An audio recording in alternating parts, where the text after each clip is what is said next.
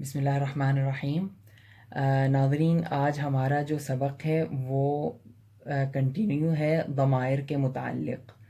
تو آج ہم ضمیر جو لیں گے، ضمیر مخاطب، مطلب جس شخص سے ہم خطاب کر رہے ہوں اس کے لیے ہمیں کیا استعمال کرنا ہے، کون سی ضمیر ہمیں استعمال کرنی ہے، کس طرح پکارنا ہے یا کس طرح بات کرنی ہے، تو اس کے متعلق ہم پڑھیں گے۔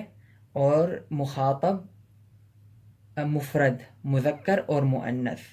تو آج ہم ضمیر منفصل مطلب سیپریٹ ضمیر مخاطب کے لیے جس شخص سے ہم خطاب کریں گے، سیکنڈ پرسن جس کو کہا جاتا ہے، اور صرف آج ہم لیں گے مفرد کے حوالے سے، اور مفرد مذکر میسکینن اور مؤنث فیمینن۔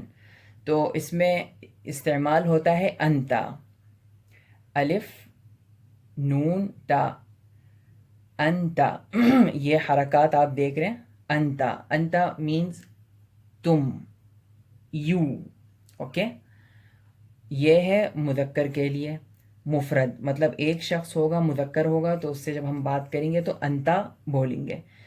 اور مؤنث کے لیے انتی، سیم ہے، الف نون تا، لیکن حرکات میں فرق ہے، ٹھیک ہے۔ تو مثال کے طور پہ انتا طالبن، یو آر اسٹوڈنٹ، آپ طالب علم ہو۔ انتا طالبن یہ مذکر کے لیے، اور یہاں انتی طالبتن مؤنث کے لیے، یو آر اسٹوڈنٹ۔ تو آپ دیکھیے یہاں پہ ملاحظہ کیجئے، انتا انتی، انتا طالبن، انتی طالبتن۔